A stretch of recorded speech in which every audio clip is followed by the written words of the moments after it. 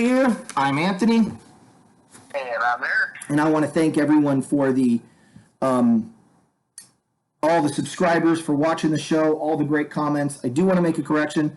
I had said earlier that it was Forever that was talking about Goff. It was actually Little John, who is the one that made the Goff comments. So Forever, I'm sorry, I didn't mean to throw you under the bus like that. I wasn't even trying to throw Little John under the bus. I was just commenting on something that was commented on. But I digress. I will say that Forever has said that this has been one of the better seasons in NFL.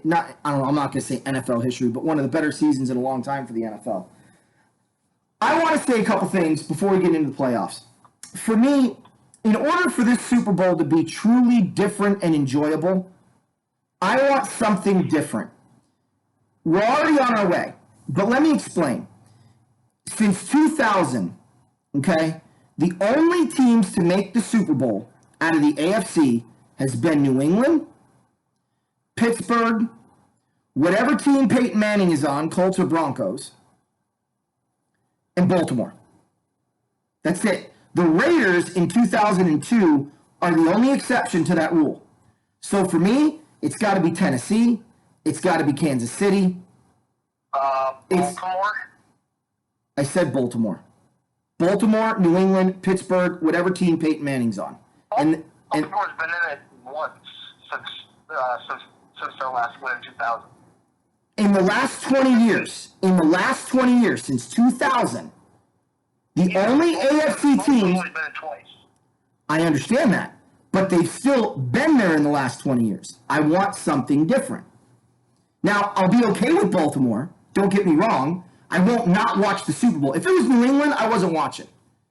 But what is it? It's Tennessee against Baltimore. It's Kansas City against Houston, right? I'll take any one of those four teams. I'm happy. But if you give me Houston, Kansas City, or Tennessee, I'm really happy. Because it's somebody that hasn't been there in 20 years or longer or ever. So I just think it would be good for the NFL. But I do agree that at least with Forever in this respect, the playoffs, they've been pretty good. Definitely been worth watching. So let's get into the playoffs. First of all, I'm going to jump right into that. I'm just going to put my hand right up the turkey's butt. Okay? 51-10, that was my prediction. Yeah, that didn't happen.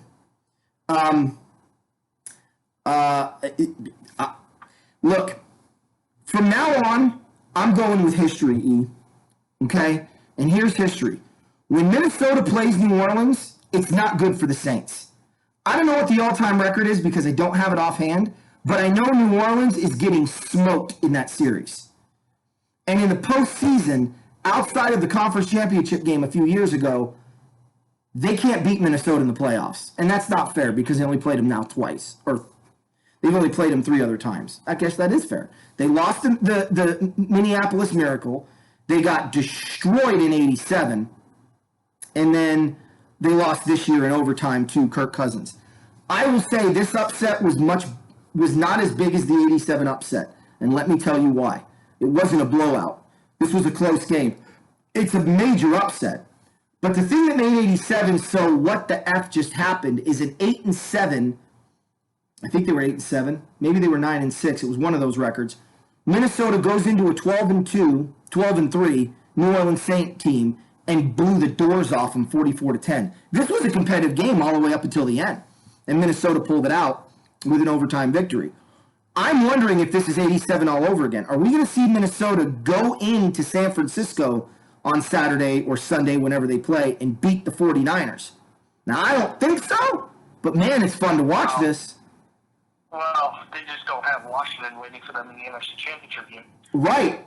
And if it's Seattle, I don't know that Minnesota can't beat Seattle. That Seattle team doesn't scare me. So, 2 things I took away from the wild card game. And no, I didn't watch it, but I've seen highlights and I've listened to a lot of commentating. Basically, Drew Brees apparently didn't look very good. Alvin Kamara was non-existent in the second half, and Kirk Cousins shut some people up for one day. Now, I do agree, but isn't it funny about this? Terrell Davis said something that I want to talk about, Ian. I want to get your input on it before you give me your insight on this game. Okay? Terrell Davis said one game does not make a quarterback. But I wonder why he says that.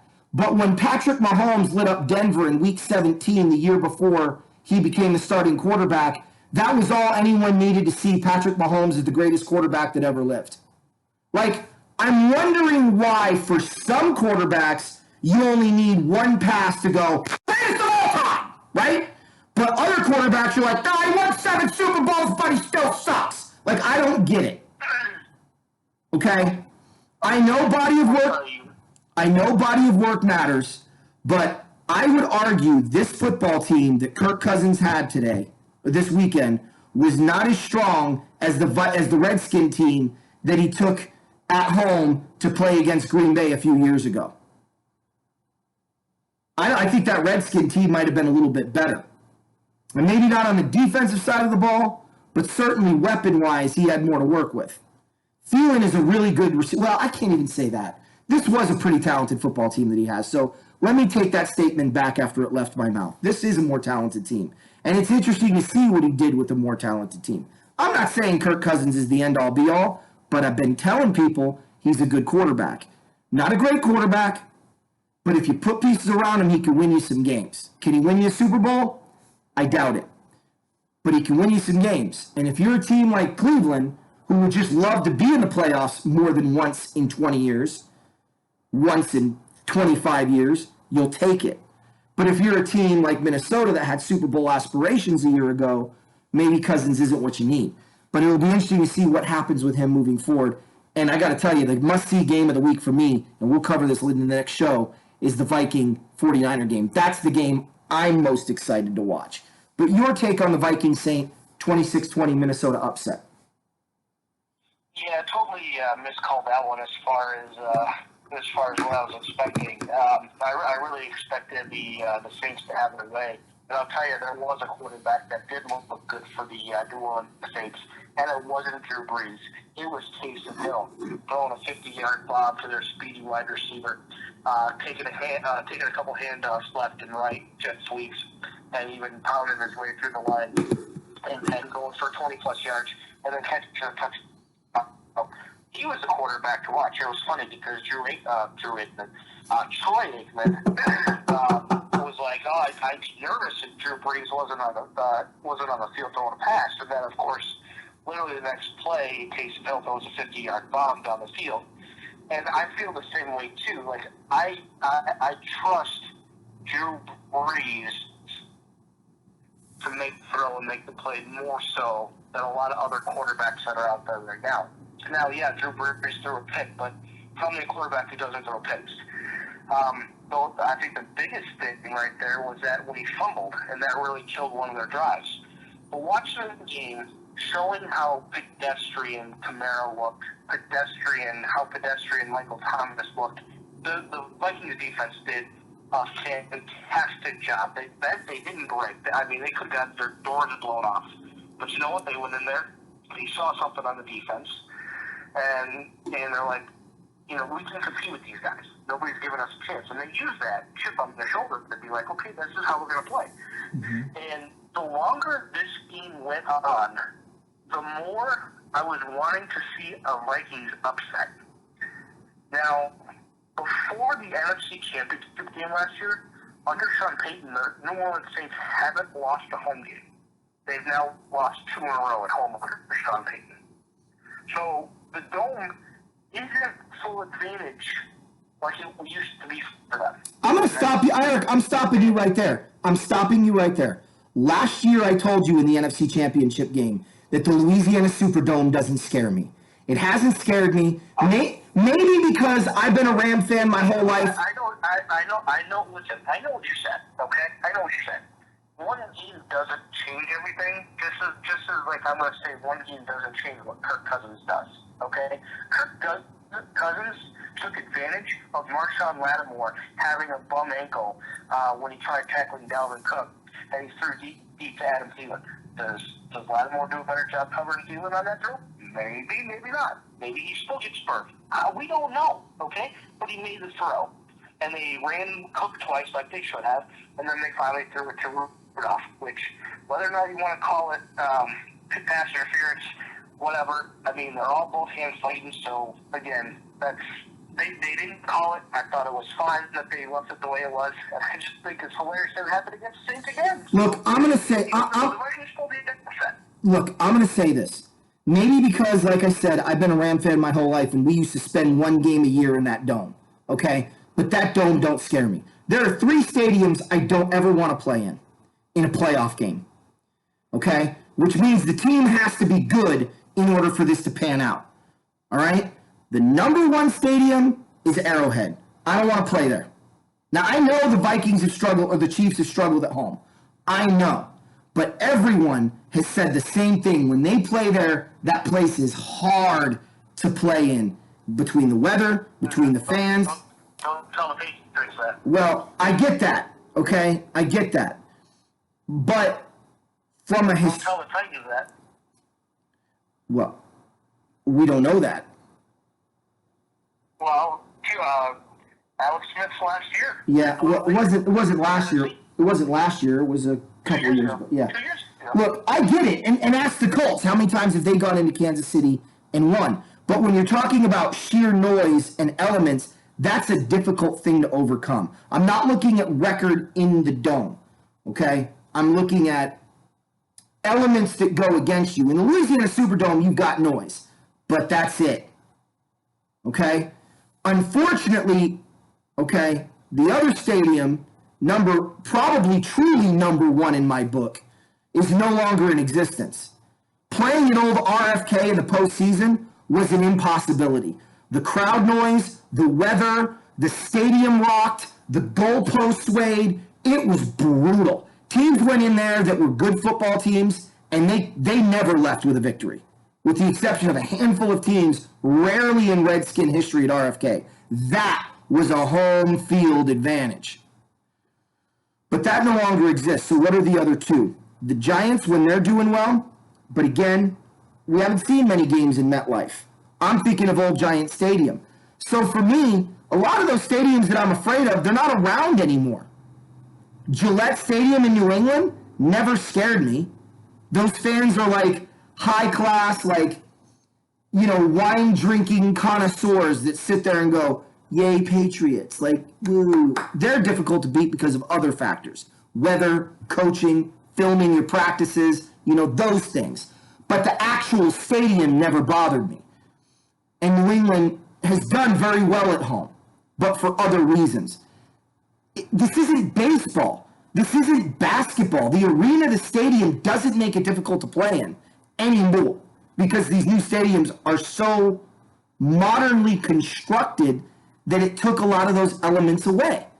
I think you're forgetting one stadium that doesn't exist anymore. That truly had a home field advantage. Which one?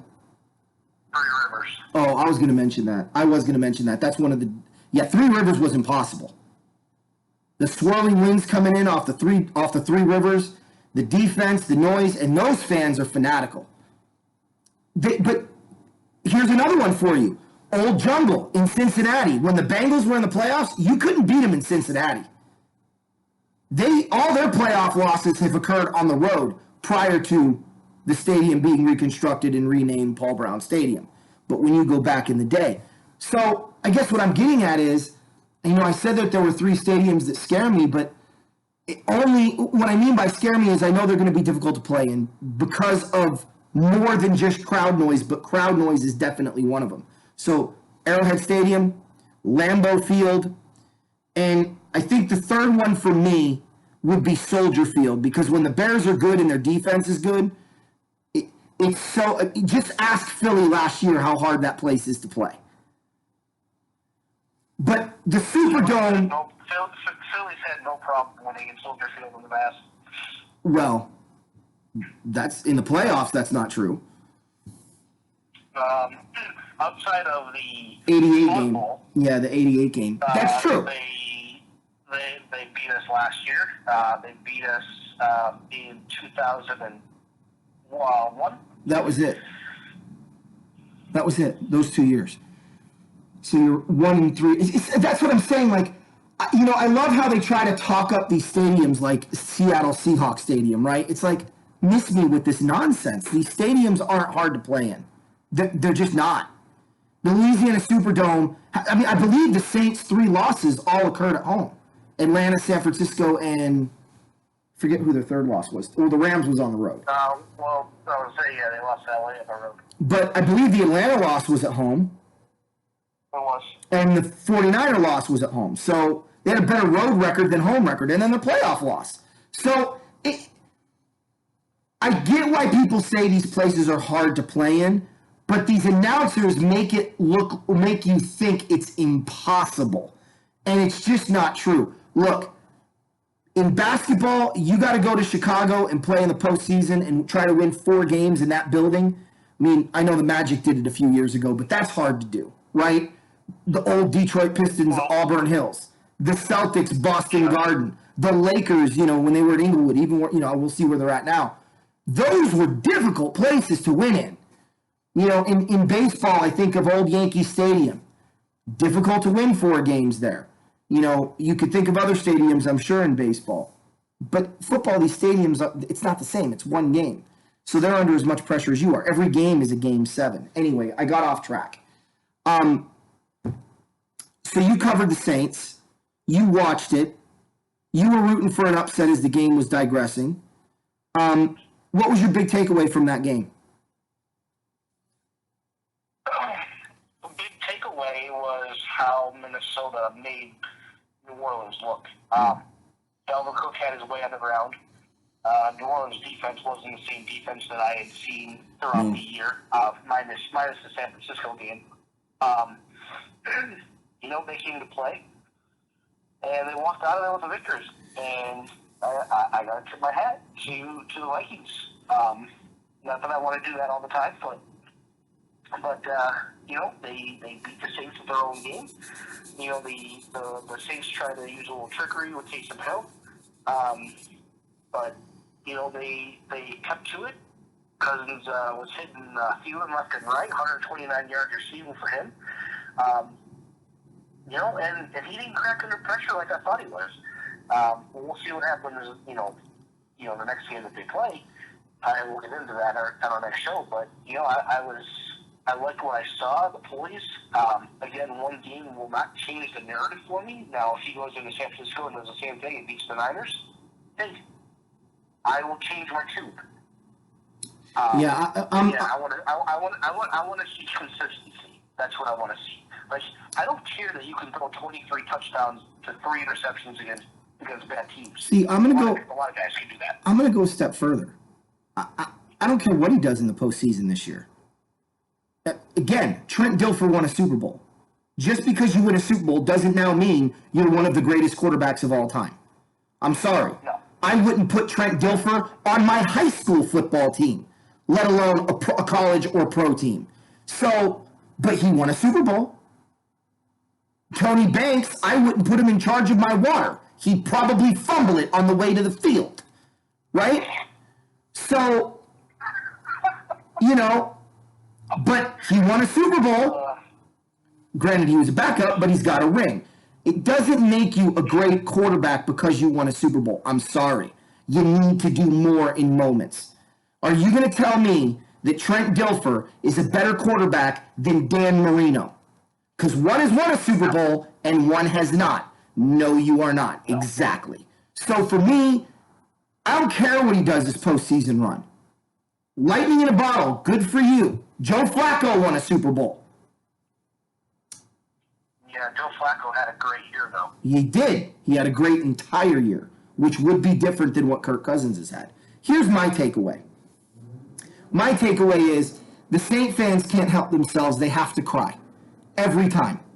They're talking about there should have been pass interference. There was a blown call. Where was the offensive PI? They should have at least reviewed it. I swear to God, next year's Saints season tickets are coming with a binky and a freaking, one of those, a baby bottle. That's what they're coming with. You get a binky and a baby bottle for every season ticket you buy next year in New Orleans. Quit your crying.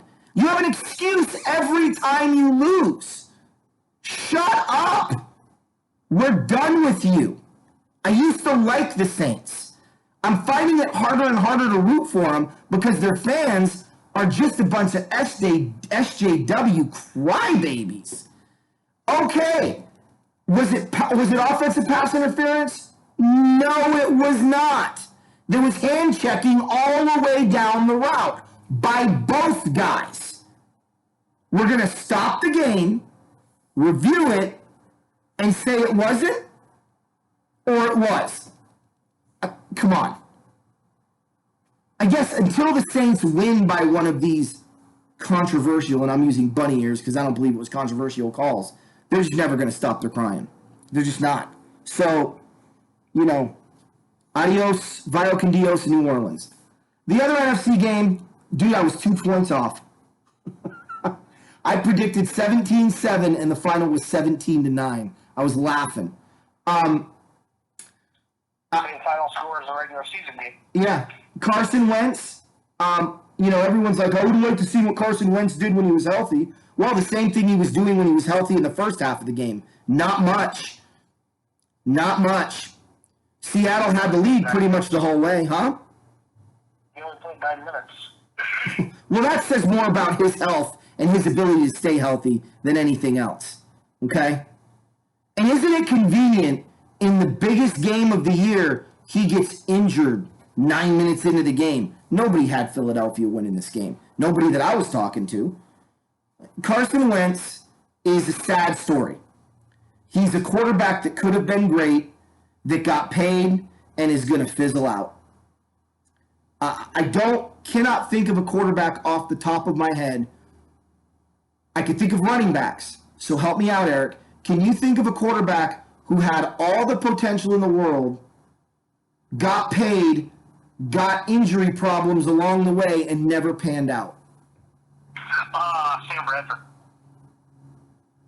Are you kidding me? Oh, dude, he made a ton of money in his NFL career. But he never had potential to be great. The only one... Oklahoma. See, him playing Oklahoma was a different story, but... The only one that I can think of, Eric, is Jim McMahon. That's it. What Jim McMahon's career could have been if he didn't have all the injuries. Yeah. But that's the only one I can think of. Now, that's not because my brain shot. I can't think of one. So if you guys are like, so-and-so, Anthony, put in the comments because I'm literally brain farting. And it'll probably be one of those, I'll be, that's a good one, whoever. So put in the comments because I literally, the only name I can think of at the moment, maybe Don Mikowski, but I think Jim McMahon more than Mikowski. I don't know. It'll be interesting. So I'll see what the fans think because I'm sure they've got a bunch of names that they can think of, especially those that remember football in the 60s, 70s, and beyond. Anyway, my take on that game was pretty simple. Seattle had a better overall defense. Philly didn't have enough weapons or doesn't have enough weapons. It was two bad football teams playing in a wild card game. And they played a pretty old school style football game, which was a little bit enjoyable, I'm not going to lie. But at the end of the day, I didn't walk out going, woo, Seattle. Ooh, Philly could have done it. Like, I just kind of walked out of there going, they were what they thought we were, to quote Dennis Green. They are who they thought we were, both of them. So I'm not leaving that game overly impressed one way or the other. Your take? Yeah, I do agree it was a different style of football, but they had to. Both teams were ridiculously injured in that game. As far as what kind of talent was on the field. Yeah. I mean, Zach Ertz got cleared for contact the day before, and he's playing with fractured ribs, a punctured kidney, bruised lung, you name it, internally he's got it. And, for him to gut it out, I mean, I understand what he wants to do, but sometimes you got to think about your health first. Yeah. Which, hey, you know what? Now he's got all off season. I do have to ask you this question, though, Anthony, and I think our answers are probably going to be the same. But Clowney's hit on Wentz, dirty or not dirty? Who's hit on Wentz? Clowney. That's the reason. Clowney's the reason why Wentz left the game is because he had a helmet to the back of his head hit as they were both going to the ground. I can't comment, Eric, because I didn't watch the game. I'm sorry.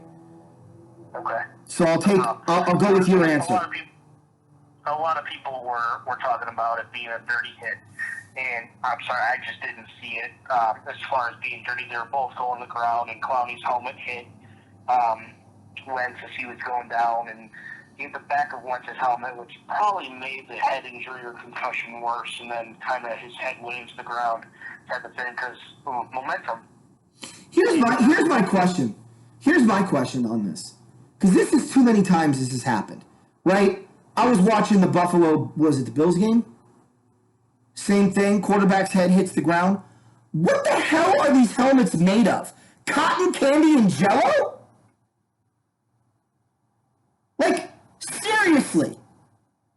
Are you wearing a damn helmet or not?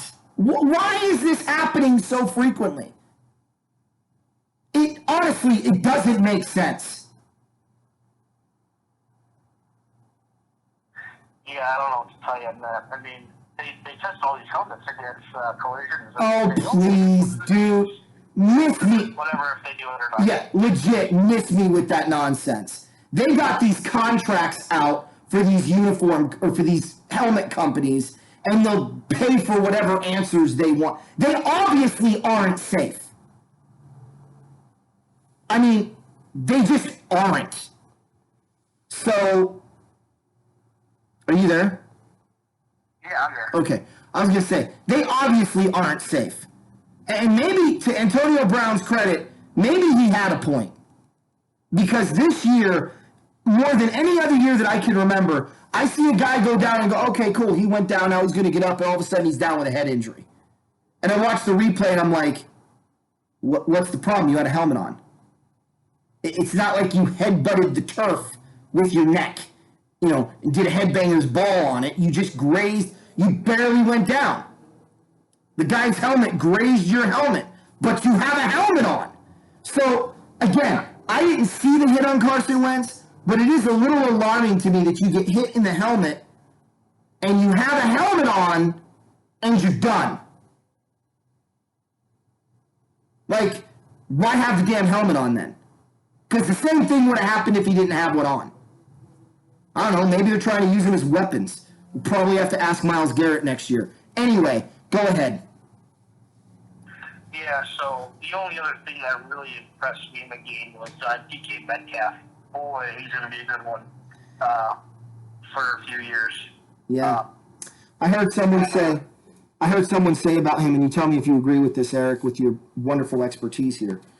They said that DK Metcalf is a first-round draft pick that got picked in the second round. Pretty much, yeah. I mean, you know what? You could say the same thing about Michael Thomas, too. Michael Thomas is a stud. Yeah. DK Metcalf slid. And you know what? So did Terry McLaurin.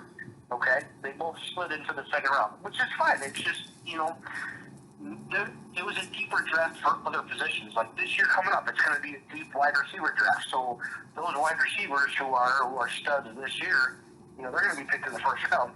Somebody has to slide, which, whatever. DK Metcalf slid. And you know what? He's making up for it now. He's like, hey, listen, all you guys passed on me?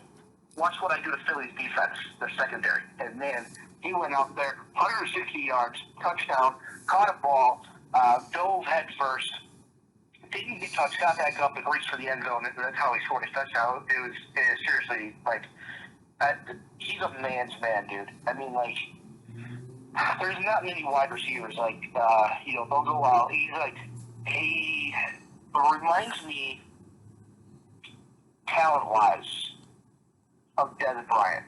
He really does. Wow, that's a compliment. Dez had big hands. He was strong. Metcalf's going to be like that, and probably with a lot less drama. Yeah. Alrighty, talk about Buffalo, Houston. Go. Buffalo, Houston. Oh wow, tale of two halves plus overtime. This is why they play the game, folks, because you could be up 60-0 at halftime, and you're like, oh, we're rolling green. Hey, you still got to play the second half. Reminds me of another Buffalo-Houston game that happened 37 years ago. 27 years ago. One team was up big. The other team came back. So, All I really have to say about that is Josh Allen was completely different in the first half compared to the second half. When you don't score touchdowns and put your opponent away, leave the door cracked open, and that team is going to push right through, and that's exactly what the Texans did. I tip my hat to the Texans. Listen, they did their rights. Deshaun Watson was sacked 7 times in that game. Still stood up while he was getting hammered by each side in the fourth quarter overtime. Still got a pass off. Actually, this was overtime. Still got a pass off. Got it down to the 5, and they ended up kicking the game-winning field goal. Houston could have been dead to rights, to be honest with you. Like the only guys who really had a good game. Hopkins had 90+ yards, but he fumbled, and Hyde got into the end zone. But man, it was the Deshaun Watson show. He showed why he is so beloved in Houston, and then add to the fact that you're going to bring back J.J. Watt for the playoff game after 2 years of having pectoral surgery. Okay, and make a big difference on defense for him. He was an animal all over the field. He made Josh Allen think twice about where he was in the pocket. But the Bills, they did themselves in. They stopped running the football. They tried to let Allen do everything he could with his arm. And when your wide receivers are John Brown, who's got the only touchdown pass in the game, and Cole Beasley, you got to make the most of your opportunities, and they didn't utilize those guys the right way.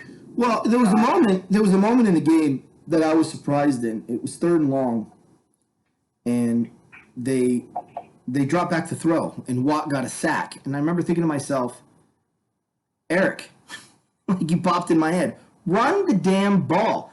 I don't understand why this is so complicated for teams. When you have a lead, the objective should be to shorten the game as much as humanly possible without going overly conservative and without going overly predictable. So throwing occasionally on 1st down or even 3rd down makes sense. But man, I'm watching this Bills game and I'm like, even when it went into overtime, and maybe this is my, Alabama fanhood, kicking in, and I've got PTSD when it comes to playing against Deshaun Watson, but I'm sitting there like, Houston, the whole time I'm sitting there like, Houston's going to win. Deshaun Watson's going to pull this out. Houston's going to win. I love Josh Allen, and I'm rooting like crazy for Josh Allen, but I know the outcome. I think I'm going to go on record saying I think Deshaun Watson may be the most underrated quarterback in the AFC. He is not talked about nearly enough. I would take Deshaun Watson over Lamar Jackson all day, every day, 100% of the time. And I may be crazy in that. And I know that Lamar's probably going to win the MVP and people are going to go, oh, you're nuts. Longevity, guts, fortitude. Look, I've seen Lamar Jackson under pressure. I've seen Deshaun Watson under pressure. There's no question who's better. And I don't know. I think Houston is not somebody that Baltimore. And I'm curious to watch this game because it's going to be Kansas City, Houston, right? Or is it Tennessee, Houston, Kansas City? No, it's Tennessee, Baltimore. I'm really curious to watch this Houston, Watson versus Mahomes. Watson has an opportunity here to make some movement on the AFC radar list at quarterback with these next 2 weeks. He was expected to beat Josh Allen. I felt like Josh Allen had a better team, but Deshaun Watson's a better quarterback. And he proved it with his guts and his grit. But some of the play calling, it just didn't help Josh Allen this weekend. And it was tough for me because the team I was really rooting for this postseason, done 1st round. Bye-bye.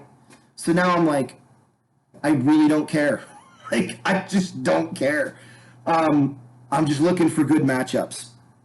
So I'll probably be rooting for Houston the rest of the way, just because I do like Deshaun Watson so much. But I don't hate Mahomes. I don't hate Lamar Jackson. So I'm not going to be disappointed with that matchup. Tennessee's a fun story because they do run the damn ball, but we'll see how all that unfolds. So, all right, best for last for some. Tennessee versus New England. So, just so you guys know, I'm saying that I went 1-2-1 this week.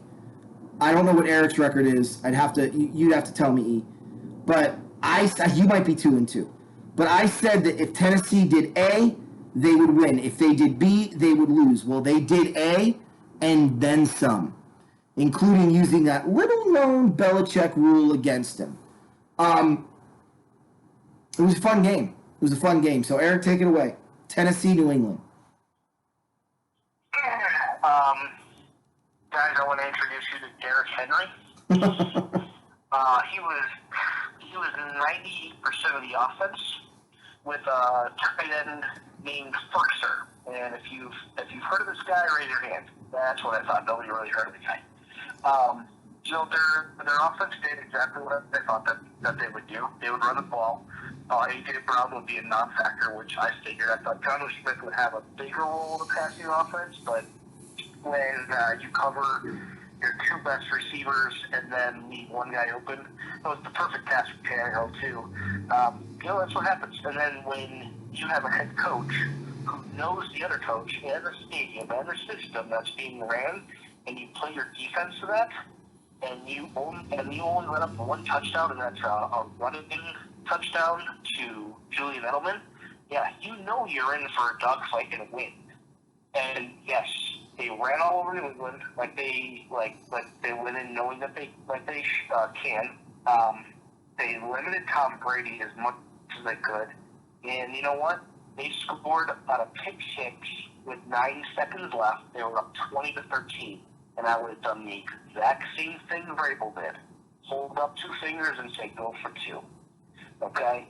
Because in 9 seconds, unless you have a Miami Miracle that happened against you the previous year, you aren't winning that game.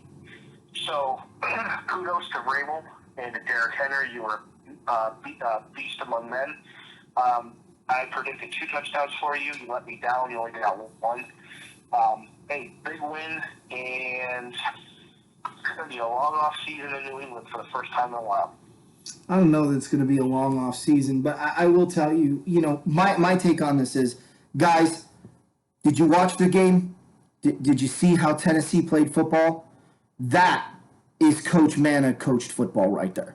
That is exactly what we do on my team in high school. It's run the ball, play good defense, convert third down through the passing game, good mixture. I will say this. I have a little bit more play action and a little bit more quarterback mobility in my offense, but from a pure standpoint, running the ball 70, 60% of the time, that's atypical what I've done. My game plan is simple. The moment the kickoff has occurred and we have the football, our game plan is run out the clock. And I'm going to make the game short. I'm going to squeeze you inside of 2 minutes with my clock management skills, and I'm going to force you to play perfect football in the third and first quarter, because in the second and fourth, you ain't getting the ball enough to do it. That's football. That's the way the game, in my opinion, was meant to be played. And to see Derrick Henry, Eric, you are absolutely right. Nobody wants to hit this guy at all right now. And Baltimore, I'm going to be very curious to see who bows up to hit this guy. And it may happen in the first quarter, but I promise you in the second, third, and fourth quarter, Baltimore's going to want none of them.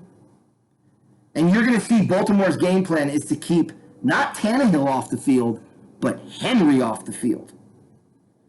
They're going to have to gang tackle that locomotive and hit him from all angles. And with that Titan offensive line, this might have just been the worst draw that Baltimore could have hoped for. Of all the teams they could have played, I don't think this is the one they wanted to pull. So I think they were dreading Buffalo more than Tennessee. Maybe from a pure, both sides of the ball standpoint quarter. But honestly, I got to say no, I disagree. I don't think you want to play that running back. That offense that Baltimore or that Tennessee plays, it travels. And their defense is underrated and no joke. And Vrabel knows how to win in the postseason. That'll be a fun game to watch. I expect Baltimore will probably win, but that could be an overtime game. I'll be very curious to see what. You act like Baltimore and John Harbaugh's I've never been there before. Oh, I'm not saying that. But what I am saying is if they had played Buffalo, you would have played a team with a coach that had never been to a divisional playoff game as a head coach, maybe as a coordinator, but that's a different thing, okay? You got to remember, when Vrabel was in New England, he was Bill Belichick's puppy. He went everywhere Bill Belichick did. I'm pretty sure he slept at the end of Bill Belichick's bed on traveling games, okay? He was always around him. That's why he used him on both sides of the ball. He was a real trusted player. He really took him under his wing, which I was surprised they let him go, to be honest with you. Because if anyone was going to be the next D coordinator in New England for the long haul, I would have picked him. But I understand letting him go. He got an opportunity to be a head coach. I just think from a experience standpoint, Tennessee, more so than Baltimore, or more so than Buffalo, is somebody Baltimore didn't want to see. From a talent standpoint, I do agree with you. Okay? Harbaugh, look, I've said for a long time, I think Harbaugh is an underrated coach, and I put him in that category of good coaches. Great coaches. He's got to win at least another Super Bowl before I'm going to put him in any category like that, but he's a good coach. And he's a smart coach. Look at what he did with Lamar Jackson. So we'll have to wait and see what happens, but I'll be curious to watch that. Speaking of coaching, let's move on to coaching. So some guys have been hired.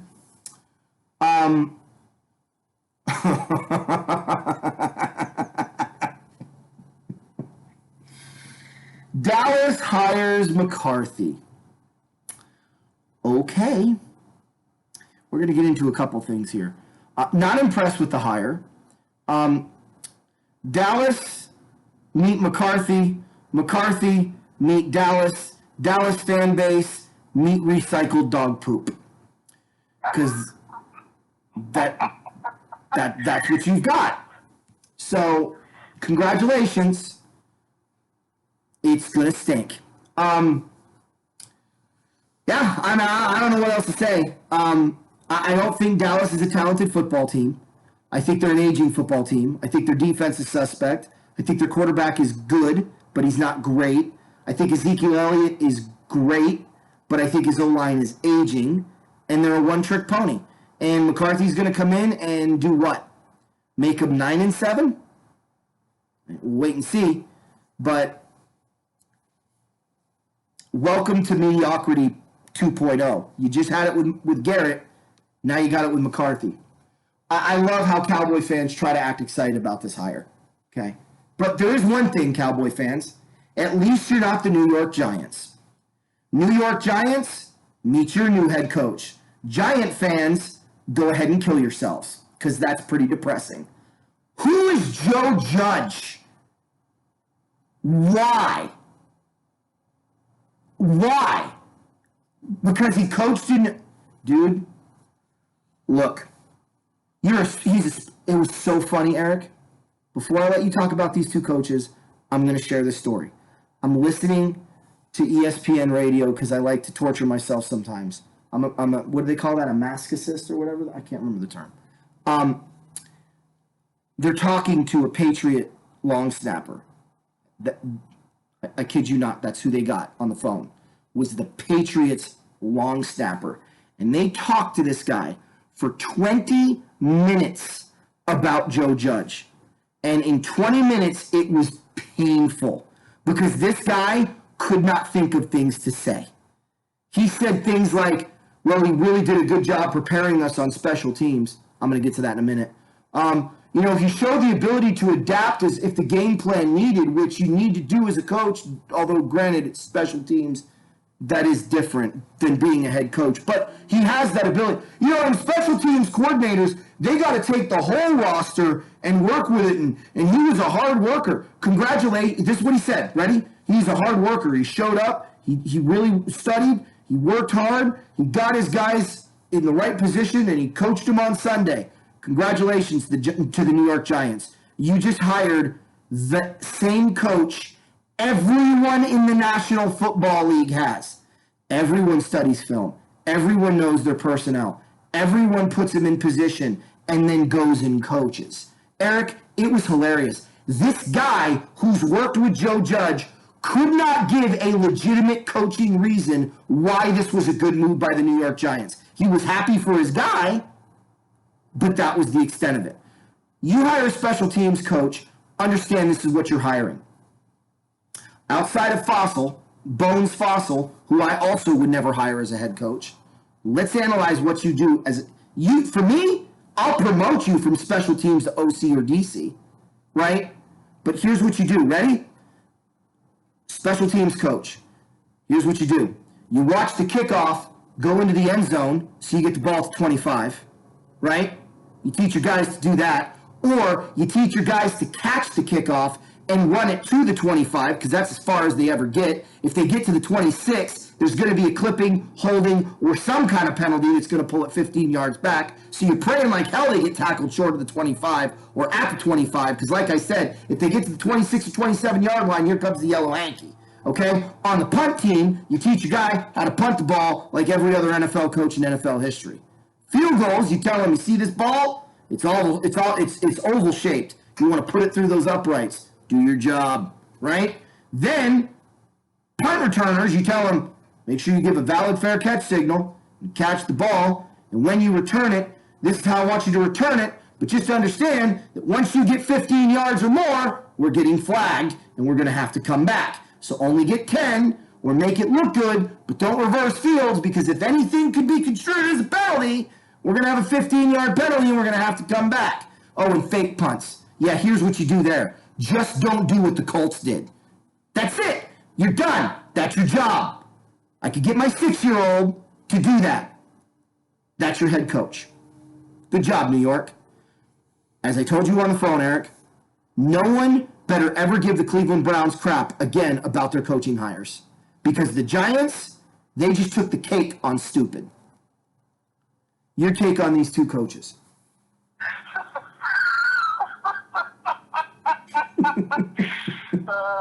Okay, so I'm gonna add one.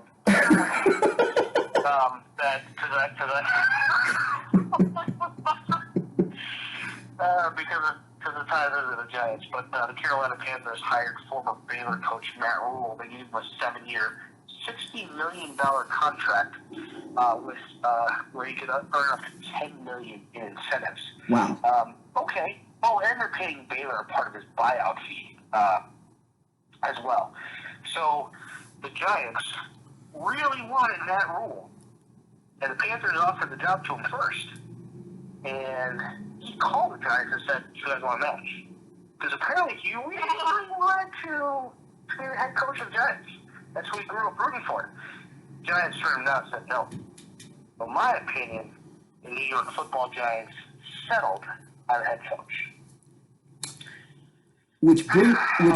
Go ahead. Which brings me that I thought the Panthers are taking a big chance.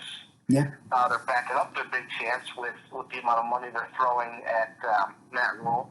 And I'm interested to see how that team is going to be. I want to know how he views camp, how he views McCaffrey, how he plans to utilize his players on offense. And how that's going to impact Curtis Samuel and DJ Moore, and if Greg Olsen comes back. I think the Panthers are going to be one of those mystery teams next year that they may unlock untapped potential. But we'll find out. Really, it's always tough to gauge a head coach coming from the college ranks because we just don't know. Because college and NFL are completely different. There's been success and there's been failure. But sometimes you got to fail first to see that success. And Matt Rule has done that. When he went to Baylor, they won 1 game his first year. They won 2 games his second year. They won 11 games his third year. So he knows he can unlock the potential. It's just a matter of if these guys are going to buy into it. and how he plans to use Cam. Because I'm sorry, I don't think Kyle Allen and Will Greer are the future quarterbacks of the Carolina Panthers, in my opinion. That takes me to the Giants. Yeah, special teams coordinator. You know another special teams coordinator who's been dying for a head coaching position? Yeah, that would be Dave Tope. And if you guys remember the name, he used to be the Bears special teams coordinator when Devin Hester was running back punts and kickoffs for touchdowns. That's back when they could return kicks. And then he went to Kansas City, and Kansas City's special teams, jumped up in the ranks too. So he knows how to utilize his guys and what he's doing, but special teams coordinators are not taken seriously like an offensive or defensive coordinator. So in that regards, I think the Giants settled because they missed out on the guy. They didn't want to be like, oh yeah, we want to throw 7 years, $60 million at you. Well, we can get this guy who, quote unquote, and if you could see me putting up the quotes in the air right now, Bill Belichick gave a ringing endorsement about, end quote. You know that Belichick's looking at it and be like, okay, see, we can replace you with a guy we can pay 3 times as less. So cool, thanks. First of all, if Bill Belichick, he's a great guy. If Bill Belichick gives you a ringing endorsement, you immediately do not hire that coach. Probably not. Here's my thing. Okay, get to the Cowboys, and then I want to talk about this for a minute. Go ahead. Okay, let me get to the Cowboys here. So, what the Cowboys did in stringing Jason Garrett along, I am not a fan of, but they didn't really have. They could have done whatever they wanted because Jason Garrett's contract runs out January 14th. Now, with that being said, Garrett pleaded and wanted a contract extension or a new contract and wanted to remain Cowboys head coach. And I think the Cowboys did a smart thing by letting him go. Mm-hmm. Now, the New York Giants decided to say, hey, let's call the Cowboys and ask for permission to interview Jason Garrett for our offensive coordinator position. Bro, wait 4 days. Wait till the 14th. Wait till the 15th. Call him up. You don't need permission then. 2 weeks a week. It's not that difficult. Right. Okay? Jason Garrett is not a hot commodity. Sorry. So, now the Giants may get a new offensive coordinator. Who knows? However, 15 hours after the Cowboys said that Jason Garrett will no longer be the head coach of the Dallas Cowboys and let his contract run out, they go and hire Mike McCarthy, who they also interviewed while Jason Garrett was still under contract. Okay, cool. Like Anthony said, recycled dog poop. Listen, if you guys know anything about Mike McCarthy, he answered head coaching and general manager questions in Green Bay all the time. Guess what he doesn't get to do in Dallas? Answer general manager questions. And if he's lucky, he may not even have to answer head coaching questions because that may be answered for him through the general manager. Right. Who also happens to be their president of football operations, who also happens to be their lead janitor, concession stand manager, and owner, operator, CEO, and whatever else you want to call them. So congratulations, you have a lot less questions on your plate, Mike McCarthy. Now, when you start out 0-4 next season, those whispers are going to turn into very loud, dull roars. So, congratulations on your new coaching gig. The one person I do feel for in this instance is Cowboys offensive coordinator Kellen Moore, who, the Cowboys offense went from running the football to throwing the football. They had a decent to very good statistical year in that regards. But Mike McCarthy has already said, hey, guess what? I'm going to call the plays. Kellen Moore's like, what's going on here? Kellen Moore, if you guys don't remember, he used to be the former backup quarterback in Detroit, and he was also a quarterback at the Boise State University. Yep. Well, the University of Washington head coach, Chris Peterson, stepped down after their bowl game, in which they coincidentally beat Boise State 38-7. Not that I think there was anything going on in that game toward Boise State was like, let's let them go out a winner. But Washington has an offensive coordinator position open. And guess who was interested? Kellen Moore. He could go call the plays. But alas, he doesn't want to get up and move. He's going to stay in Dallas. So they have their offensive coordinator who's not going to call plays.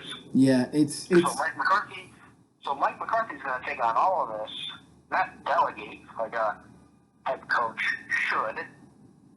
And, well, we'll see what happens with the train wreck in Dallas next season. Here's what I don't understand. I've talked about this, and I feel passionately about this. I do not understand the rush to hire. It has zero purpose. Oh, well, you gotta see who's gonna be a free agent. You can do that February 7th. No! Yes, you can. You can't do anything with your roster until March. Oh, we got to know who we're going to draft. Do you coach in the National Football League? Yeah. Do you have a GM? Yeah. And you don't know who you want to hire. You're hiring an offensive guy. You can ask those questions in the interview process and still string it along a little bit to make sure you're getting the right guy. But this rush to hire, well, but the draft's in April. The draft's in April. Miss me with the combine, okay? Fine, you're going to go to the combine. Whatever. The combine's still not until after the draft. I mean, after the draft, after the free agent period. The combine's not in February, right, E? Yeah, combine is end of February. End of February. It is not February 7th. Why not let the playoffs play out, see if any of those Super Bowl caliber teams have availability, and then go hire your guy? John Robinson was hired by the Rams on March 1st. February 1st, 1983. Well after the Super Bowl. What's the problem? I don't get it. But alas, they rush to hire. And I'm just like, okay, there's no reason for it. It doesn't serve a purpose, and you're missing out on literally the best coaches in football. I don't get it. Credit the 49ers. Credit the 49ers. They waited until the Super Bowl was over before they went and got Shanahan. The Rams, they hired McVay the week of the Super Bowl. I give them all the credit in the world. What does it hurt? Nothing. It is more beneficial to you to go through the Look, here's the exception. I get it. You got your guy you know. Go get him. Why waste time? Hire him. Do your token Rooney rule, or maybe not. Maybe your Rooney rule guy is the guy you want. Well, that's even better because then you don't have to do a fake interview. You just hire your guy. I don't understand it. It is, again, it just goes to show you how some people, and this is why I can't stand it, when people on our YouTube channel, when people on our YouTube channel turn around and say, well, they're the experts, they know. Do they? They don't even know when to hire somebody. They think they got to hire a guy. Oh, we got a vacancy. Why? I hope Cleveland waits. I hope they don't jump the shark and just get whatever they get. There's a process here. Do the process. If you got your guy, get your guy. Eric, I'll let you comment on this. I'll be right back. I take a different approach with Anthony in this regards, and I say if the guy's out there that you want, why wait? Go and hire him. I mean, it really doesn't change much either way. But, you know, also there is a time during the offseason where you're really not supposed to be communicating with the players. But now, I mean, while you do, I mean, for example, Mike McCarthy can can talk with Zeke and Dak and whatnot. And Judge can talk with Daniel Jones and Saquon Barkley and whatnot. But yeah, I could say. I was gonna say. I say get him in as soon as possible, but like I get both sides. But if your guy's out there, why wait? Like if for the Carolina Panthers' sake, okay, you go out and get Matt Rule right away. Okay. Who knows, like when that opens February 3rd? I told you. Let's just say it opens up at noon the day after the Super Bowl.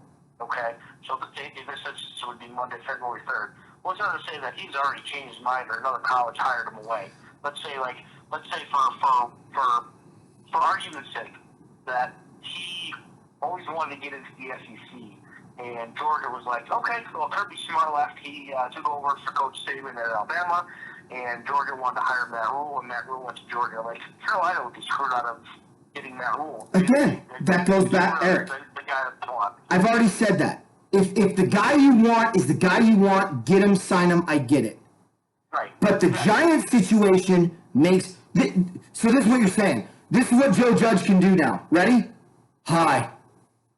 I'm Coach Judge. Nice to meet you. I'll see you later. Like, what are you going to talk about? Oh, I like to throw the ball. Do you really think Joe Judge has an offensive scheme right now? I doubt it. Oh, we're gonna focus on Saquon Barkley. You know what Saquon's gonna say? No shit. Who else are you gonna focus it on? The tight end that's never healthy? Or the quarterback that's a second-year guy and the best talent on the team? Duh. Oh, we're gonna really focus on the running game and fight. Duh. Like, there is so much time in the off-season to meet with your guys. I'm sorry. I don't buy that example. Yeah, they can talk now. Woo. What kind of ice cream do you like? My favorite color is purple. What are they going to talk about? Scheme? Okay. Draw it up on the whiteboard? You tell me he can't email Saquon Barkley the plays? That's going to be what are they going to do? They're going to fine him? You talk to your players before the due date. We're fining you. Okay. But my player still now has the playbook. So, 2 tears in a bucket and it rhymes with suck it. What do you want me to say? Like, come on. Not to mention, if we've learned nothing under Bill Belichick, no one pays attention to the rules. Because there's no consequences for coaches. I don't know. It's just, to me, it's such a giant waste of time. I want to get to something more important as we wrap this show up.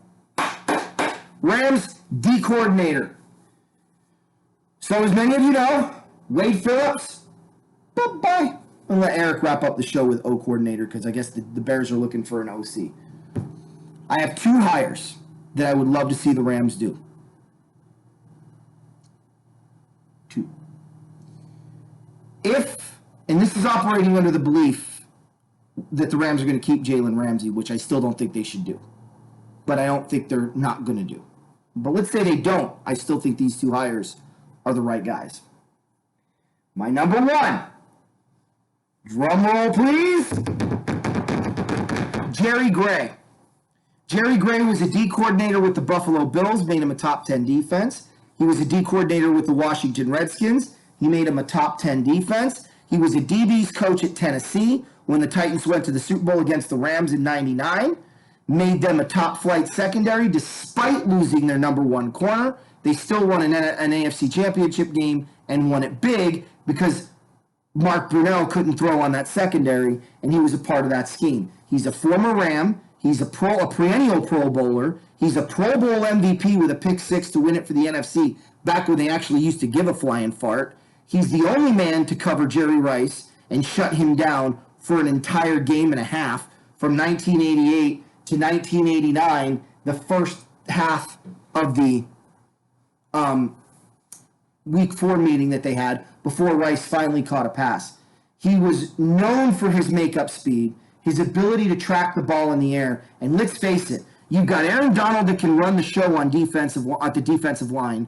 You've got some players like Littleton and Matthews that can take care of the linebackers. Why not get somebody with a wealth of experience in the secondary with head coaching experience, not head coaching experience, but D coordinating experience to run that defense and shore up the secondary between Taylor Rapp, between Joe Johnson III, obviously, there are other corners if we're going to include Ramsey in this for right now. Ramsey, I think he could do Ramsey's going to respond to him because he is a successful corner in the NFL. He has a track record and he can speak his language and he might be able to reel him in just a little bit. I love the Jerry Gray hire. He was number 25 for the Rams. When you guys see this video, he's the guy on the thumbnail, okay? I think he's the best option, and I'm praying like heck the Rams get him as a D coordinator. But more importantly, I'm praying like heck that one day he gets a head coaching job. Whatever team Jerry Gray goes to as a head coach in the NFL will immediately become my fourth favorite team. And I will follow them religiously. I don't care who it is. And yes, I don't care who it is. Baltimore, Pittsburgh, God forbid San Francisco, I don't care. I'm rooting for that team because I love that guy. He's my favorite player growing up as a kid. And to see him have success as a D coordinator, I know he can do the job. And with McVay's offense, if we can have more turnovers on the back end of that defense, I don't see how the Rams can lose very many football games. I just think it's a great asset to the team. Plus, he's a former Ram player. He's an LA guy from Texas. I know it sounds weird, but they drafted him in 1985. He was the first pick in the draft for the Rams. Not the first pick in the draft, but the Rams' first-round pick in 1985 out of the University of Texas. He was a Longhorn, and he'd been a Ram until 1991 before he went to Houston via Plan B. Perennial Pro Bowler, knows the Rams, is a part of the Ramley, and like I said, he knows LA. He's been there. He was a player there, so he can help them work their way through it. I can't think of a better option, to be perfectly honest with you. But I have a second option. My second option has no coaching experience, but he's a Hall of Famer. And trust me, if the Rams hired this guy, Jalen Ramsey would be a modeled citizen. Jalen Ramsey, you wouldn't recognize him because Jalen Ramsey thinks this guy is the moon. Okay, he worships at the altar of this individual. And the beautiful thing is, if he does decide to come to you, it's the perfect market for him. It's LA, it's flashy, it's out there. Plus, if it doesn't pan out or he decides to leave after a few years, you got a great advocate back at the NFL Network. The only man that I could possibly be talking about is Neon Deion Sanders. I know it sounds crazy, but again, give him a shot. What do you have to lose? Okay, I know what somebody's saying. We got a hell of a lot to lose, Anthony, but you're going into that stadium and you announce Neon Deion Sanders as your D coordinator with the new uniforms in the new stadium? Dude, you can't make enough tickets to sell. I'm just saying. So, I say primetime or Jerry Gray. E, am I crazy? Do you see where I'm going with it? Your take. I see where you're going with it, and I think, hey, why not send out a feeler and find out? The worst you're going to be told is no. I mean, there's a lot of guys who are aspiring to be D coordinators, so I mean, you're going to have your pick of the litter. The real question is, who are you going to hire as your special teams coordinator coach? Because Fossil left. Yeah. So you'll see a lot less of punter passes these days. Maybe not. I mean, like I said, Hecker's a hell of a punter. Again, rinse, lather, repeat when it comes to special teams coordinators. Bones Fossil was a special one. There's no question, but I think Bones Fossil might have been fired. I know he left, but I think McVay was like, you need to get to stepping because he was pretty pissed off at that fake punt that happened on his side of the 50 early in that Cardinal game. He was running down the sideline going, what the hell did you just do, basically? Look, do I think I don't know if the Rams are going to go this route. I've got nothing to tell me it. That's what I'm hoping and praying for. It's unlikely. I'll be perfectly honest with you. I don't think the Rams go and get either one of those guys. More than likely, they're probably going to get some recycled dog crap. But you know, there's some D coordinators out there that are worth having. I just don't know which ones are out there that could really make an impact on this defense immediately and understand the situation as well as those guys that I mentioned. Eric, take it away. Who are the Rams talking about? Haven't heard who the Rams are talking about yet. I think they're still in the infancy stages. But the Bears, they fired their offensive coordinator, if you can call him that, Mark Helfrich. That was a tie-in everybody was talking about as far as who's going to back up Trubisky next year, and that, he could bring in Mariota because he knows it. Well, no, I don't want him, and I don't want anybody else to bring in. That stinks because we need a quarterback who could push Trubisky, not just being lackey. But the Bears are looking for a new offensive coordinator. I know one guy who would actually be a really good offensive coordinator as long as you promise him that he will never be the head coach of the Bears if Trubisky gets fired, if Nagy gets fired during season or after the season. And, hey, he just got left over by the New York Football Giants, so why not bring Pat Shurmur aboard? Shurmur would be good, but you know who I think would be better? Who? Jason Garrett. And it's crazy. Garrett would come here. Well, maybe. You're right. Historic program. Still in the NFC, has a chance to stick it to Jerry Jones. I really want Jason Garrett to get a coaching job, a head coaching job. I want to see what Jason Garrett does in a less stressful situation. Because I think the second time around, coaches are better overall. But we'll see. I mean, we'll see. I'll tell you another one that might not be a bad option. And this is going to sound crazy too. No, God, no. God, no. Well, I'll tell you another D coordinator I wouldn't mind seeing the Rams get is Marvin Lewis. That wouldn't be bad. As long as he's never as long as he's never the head coach, but I don't know, maybe he could be the head coach. Marvin Lewis wouldn't be a bad D coordinator though. But as far as O coordinators go, there's a few people that I would like to see, because I'll tell you, I became a big fan of this in '99. The Rams in '99, they had a staff full of former NFL coaches. You know, White, who used to coach the Raiders, Hannafin, who used to coach for 1 year with the Cardinals. They had, I forget, a bunch of other former NFL coaches. I wouldn't mind seeing Jay Gruden in Chicago because he's pretty good with quarterbacks. He just can't run a program. But he can run an offense.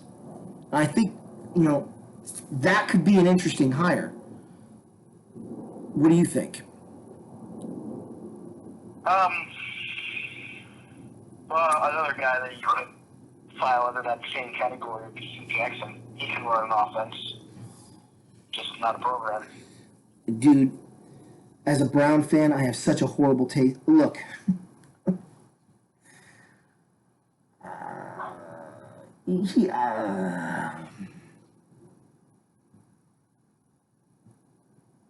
Stay away from 0-16 coaches. Yeah, no kidding, right? Just stay away from them. All right. I've got two questions for you. Okay. The 15 Hall of Fame finalists have been announced. And if you could choose one to get in between Torrey Holt and Isaac Bruce, who do you go with? Ooh.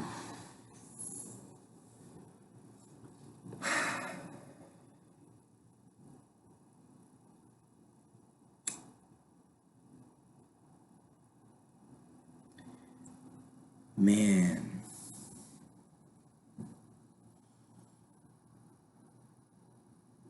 Here's my dilemma. Isaac Bruce's career was too short, in my opinion. Torrey Holt had a little bit more longevity and did it longer. But I'm going to tell you why I'm going to say who I'm going to say. You're about to open a stadium in LA. You want to bridge that gap between Los Angeles and the greatest show on turf and the St. Louis Rams to kind of unify the Ramily from the two cities, moving forward and lamenting and cementing your role as Los Angeles. Because of that, I say Isaac Bruce. Because Isaac Bruce was a Ram in 94, their last year in LA, before he went to St. Louis. He recognizes he's a St. Louis guy, but there's still that connection, that link between the two cities. From a sheer numbers standpoint, I think Torrey Holt. As a fan, why can't they both get in? Well, because you also have Reggie Wayne on the ballot. I would take both of them over Reggie Wayne, but I'm being a homer. I'm being a homer. I'm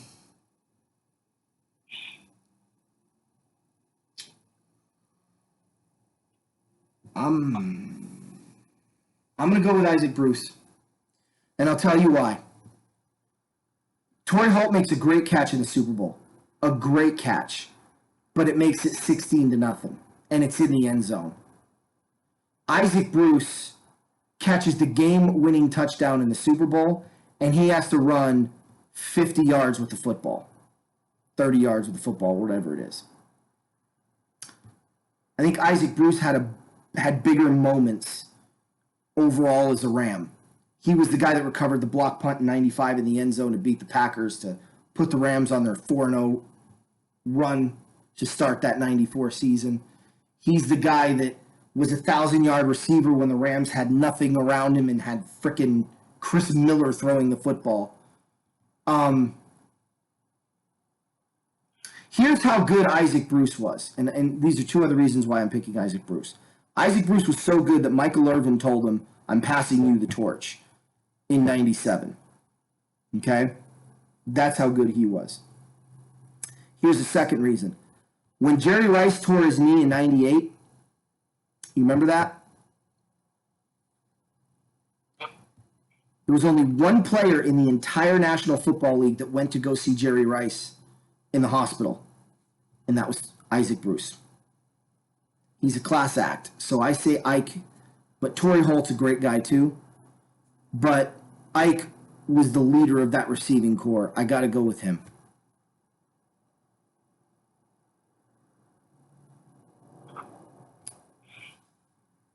And there you have it. Any other questions? Yeah, I could get to this question today before we preview the 4 playoff games this weekend. But, all right, well, I got the Tigers in the national championship game. I don't know who you're taking. Tigers. You're probably going to see the next 2 number 1 overall picks face off against each other. One this year, one next year. A, are you going to watch the game? And B, which Tiger team are you rooting for?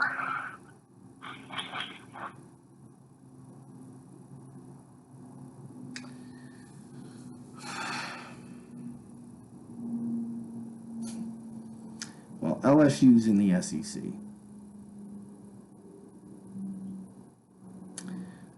So, Bama and LSU do not exactly get along. The Bayou Bengals, huh? Why am I who are they playing? Clemson. That's why the Tigers are going to win the national championship. Oh, that's right. The Clemson Tigers. Yeah, Clemson, we have a history with them. Oh. I love Dabo Swinney. I think he's a great coach.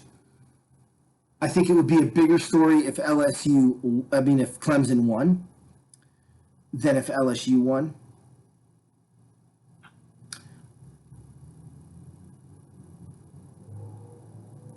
I don't like the superiority complex that the SEC likes to hold over people. I think it would be nice to see the SEC lose. But my favorite player in that game is Joe Burrow. Fact. So I won't be disappointed either way.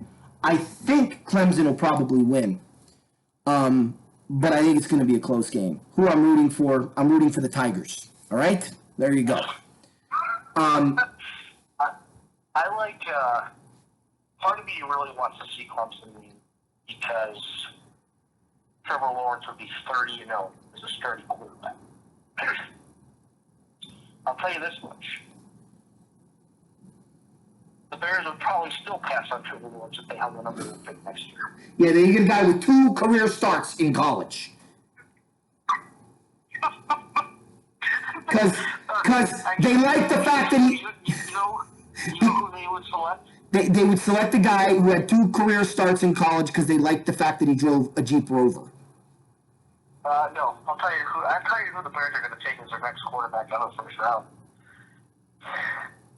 Sam Howell from UNC. Really? Because he wore jeans and he liked that. Look. They gotta wait till 2022. No, seriously. I think it would be great if Trevor Lawrence won, and then I'll tell you, I'd be rooting for him to go 15-0 again next year too. You know what I'm on? Because I think the kid is a really poised, very talented quarterback. And yeah, Sweden is a great coach.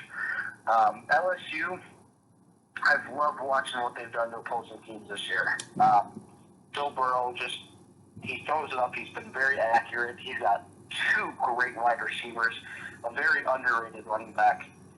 Even the LSU defense is still on par with where it's been before. Not as great as they were when they were just all defense, but they can still hold their own. I love Travis Etienne. I think he could be a really good back in the NFL when he decides to come out. I just think it's going to be a very, very quarterback-centric game, and I'm looking forward to every moment of it. I'll probably watch Monday. It's going to be Monday, right? Correct. Yeah, I'll probably watch it. It might be worth it. I'm wondering something. The one thing I will say to wrap all this up, we were talking about coaches a while ago in McCarthy, might be a good situation to coach in Dallas, and I'll explain what I mean. All you have to do is focus on coaching. But I'll tell you something. If I was interviewing in Dallas for the head coaching job, I'd go with one thing. I'd go into that meeting with one thing. I'm going to tell Jerry Jones, hand him the sheet of paper. And I'd say, if I were to hand you this right now, and you were to hire me, would you be able to do this? And on that sheet of paper would be, with the first pick of the draft, our first round pick, I want this position. And here's a list of guys that I would like for you to decide on. And pick like 3 or 4 guys, provided that they're there, that I think would be good for our team. If I could have at least that say, then there would be a second question. If no to the first, would I be able, or would you be able, to invest in free agency on these players? If the answer was no to both, I couldn't be in Dallas. If the answer was yes to one, I would consider it. If the answer was yes to both, I would sign. Because to be able to just go out there and coach what you got takes a lot of that extra stuff off your mind. You know what I mean? Yeah, because, you're not making all the decisions. You're just asking for something that's going to benefit your team. Right. And then you're able to just focus on what your role is, which is head football coach, not general manager. You're not getting mixed up in all that BS. You're not even saying sign this guy for this amount. like a GM might. You're saying these are the guys that I need to get me over the top. I think that would be help. I think I could do that. Now, there's one other problem. It's Dallas, and I hate the Cowboys. But if it was a head coaching job, it'd be hard not to take it. So I have a question for you. What about you? What about me? Knowing me as well as you do, okay, what football team do you think I would be a perfect fit for? Personality-wise, the way I'd handle the media, the fact that I'm a player's coach, but a no-nonsense player's coach, my style of coaching. What team in all of the NFL would you go, oh my God, he's unstoppable if he goes here?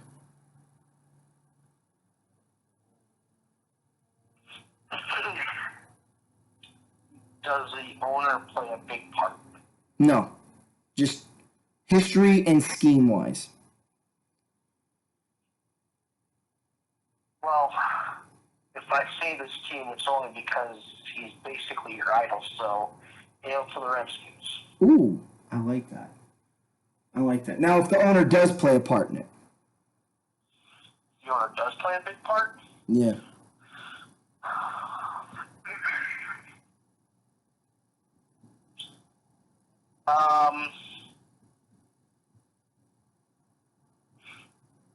Trying to think what owners kind of stay out of things here. I would.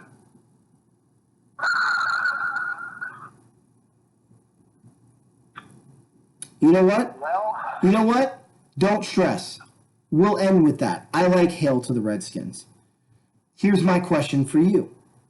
If you could be a GM for anybody in football based on those same concepts, the way you function, the way you operate, the way you deal with players, how you evaluate talent, the system that you'd want to put into place, the schemes that you'd want to have, what team would you most want to go to as a GM? And if you say the Bears, eliminate them. that was too easy, huh? Yep. Kansas City. Ooh, really? I mean, they evaluated Patrick Mahomes, and look what they were able to get out of him in his first full year as a quarterback. Yeah, that's a good one. That's a good one. Interesting. All right. Last question for you, and then we're done. Isaac Bruce or Torrey Holt? Isaac Bruce. I was always a Bruce fan. Nice. Nice. That was easy for you. It was a struggle for me. All right, guys. I'm Anthony. I'm Eric. Horns up. Bear down. Go Rams. And go playoffs, because neither of our teams are there. Yeah, go playoffs and go get Jerry Gray.